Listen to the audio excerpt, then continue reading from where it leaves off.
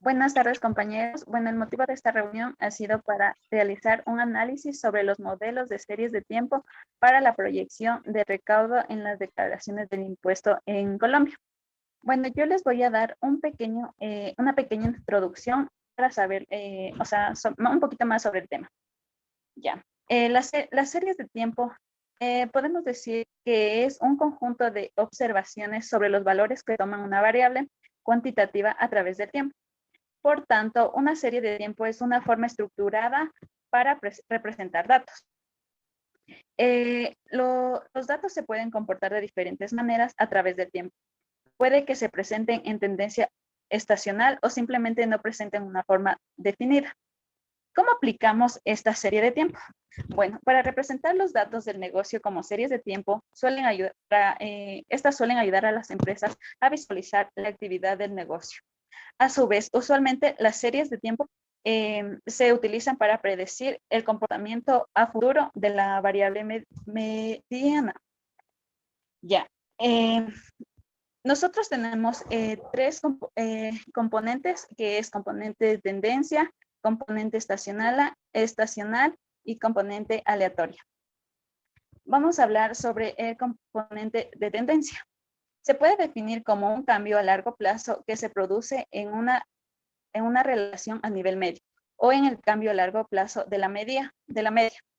La tendencia se identifica con un movimiento suave de la serie a largo plazo. Tenemos el componente estacional. El componente estacional, muchas series temporales representan cierta periodicidad o, dicho de otro modo, variación del cierto periodo. El componente aleatorio. Este componente no responde a ningún patrón de comportamiento, sino que es el resultado de factores fortuitos o aleatorios que inciden de forma aislada en una serie de tiempo. ¿Para qué nos sirve la serie de tiempo? Esta nos ayuda a la predicción de series, que significa que extienden los valores históricos de la serie a futuro, donde aún no se hacen mediciones.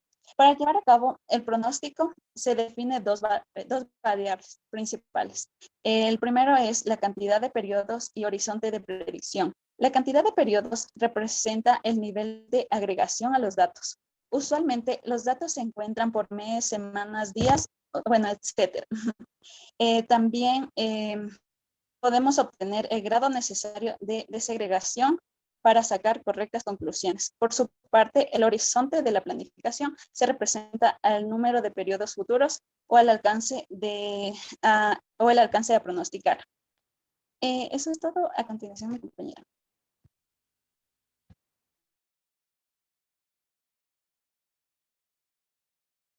Yo les voy a hablar sobre el proceso no estacionario. Y para conocer sobre el proceso no estacionario, es súper importante determinar las características del proceso estacionario y así poder dar a conocer las características de cada uno y también en qué se van diferenciando. Por ejemplo, el proceso estacionario, su serie se encuentra fija en el tiempo, en cambio que en el proceso no estacionario, la serie cambia con el tiempo. En el proceso estacionario es estable a lo largo del tiempo, en cambio en el proceso no estacionario no es estable porque cambia constantemente. En el proceso estacionario, la esperanza incondicional de cada uno de sus componentes es la misma a lo largo de todo el proceso, mientras que en el proceso no estacionario, la esperanza incondicional de alguno de sus componentes son distintos a otros. Dentro del proceso estacionario, la varianza es constante a lo largo de toda la serie, mientras que en el proceso no estacionario, la varianza cambia en el tiempo dentro de la serie. En el proceso estacionario, la media es constante en el tiempo. Dentro del proceso no estacionario, la media cambia a lo largo del tiempo. La covarianza entre dos valores diferentes será la misma siempre cuando estén separados en K periodos. Esto es dentro del proceso estacionario. Mientras que en el proceso no estacionario, los cambios en la media determinan una tendencia a crecer o decrecer a largo plazo. La serie no oscila alrededor de un valor constante. Esto lo tenemos dentro de un proceso no estacionario. Mientras que de un proceso estacionario tiende a oscilar alrededor de una media constante y la variabilidad con respecto a esta media también permanece constante en el tiempo. Para finalizar, dentro del proceso no estacionario, este tipo de series están influenciadas por la estacionabilidad. Ahora les voy a presentar las gráficas tanto del proceso estacionario como del proceso no estacionario, tomando en cuenta que el proceso no estacionario es más complicado que de un proceso estacionario. Dentro del proceso estacionario podemos observar que no tiene una tendencia, mientras que el proceso no estacionario tiene una tendencia. En los ejemplos que les voy a dar acerca de estos dos procesos son muy interesantes porque vamos a poder determinar de una manera más fácil cuál es la diferencia entre estos dos. Dentro del el ejemplo estacionario, el ruido blanco es estacionario, ya que se supone que se repite el mismo patrón de forma invariable en el tiempo, mientras que del proceso no estacionario se puede observar que el sonido, de pronto, en un ejemplo, el sonido producido al golpear la campana en una iglesia es no estacionario, pues la energía acústica del golpe disminuye con el tiempo, esperando atenuar poco a poco. Algo súper importante también que debemos conocer acerca de estas dos gráficas es que los estacionarios dentro de la gráfica estacionaria van de manera más ovalada, mientras que la no estacionaria, su gráfica demuestra que tiene más puntos, es decir, los picos son más pronunciados. A continuación, mi compañero.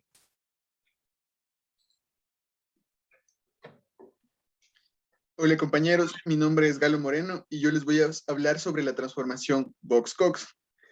Esta transformación es muy importante ya que nos ayuda a transformar nuestros datos para que se parezcan mucho más a una distribución normal. En muchas técnicas estadísticas se asume que los errores se distribuyen normalmente. Esta suposición es de gran importancia ya que nos permitirá construir intervalos de confianza y realizar pruebas de hipótesis. Transformar nuestras variables también puede mejorar el poder predictivo de nuestros modelos, ya que las transformaciones nos ayudarán a eliminar el ruido blanco, lo cual es de gran importancia ya que podremos centrarnos en los datos que necesitamos. Ahora tenemos la pregunta, ¿qué es la transformación Box-Cox? Para entender esta pregunta, tenemos que fijarnos en la fórmula que tenemos aquí, en la cual nos dice que si W es nuestra variable transformada, Y será nuestra variable obtenida. Así, tenemos que T es el periodo de tiempo y lambda es el parámetro que elegimos. A continuación se puede observar en esta fórmula que si lambda es igual a 1, en este caso nuestros datos se desplazan hacia abajo y la forma de estos datos no va a cambiar. Por lo tanto, si el valor óptimo de lambda es 1, entonces los datos que ya van a estar distribuidos normalmente, sería innecesario realizar una transformación Box-Cox, ya que, como les digo, el valor óptimo de este lambda siempre va a ser más o menos la tendencia a 1. Ahora, ¿cómo elegimos lambda? Para elegir el valor de lambda, necesitamos proporcionar la mejor aproximación de la distribución normal a nuestra variable de respuesta, valga la redundancia. Para esto vamos a ayudarnos de CIPY, el cual es una biblioteca de Python que tiene gran cantidad de algoritmos matemáticos y tiene también una función Box-Cox, la cual nos va a ayudar a elegir el valor óptimo de lambda. Para esto, como podemos observar, la función es scp.stats.boxcox, paréntesis.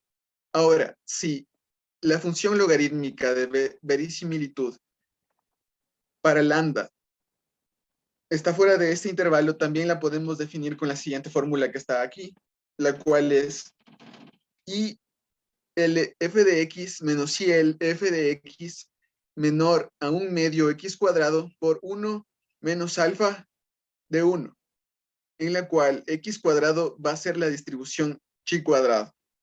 A continuación, mis compañeros les van a hablar de otros temas. Muchas gracias.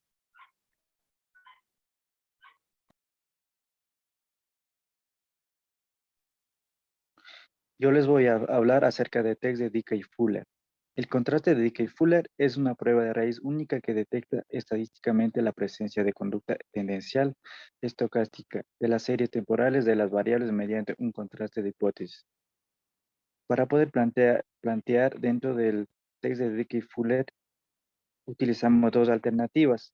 Hipótesis nula. En este apartado establecemos la presencia de la tendencia estocástica en las observaciones, mientras que en la hipótesis alternativa no establecemos la tendencia estocástica en las observaciones.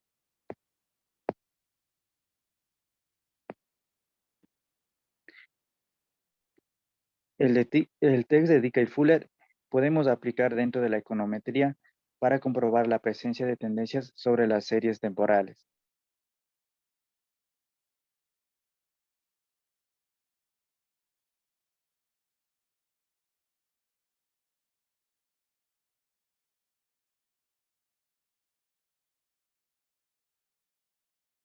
Yo les voy a hablar acerca de un análisis de gráficas de series de tiempo para el recaudo de impuestos a la renta, impuestos al IVA en Colombia.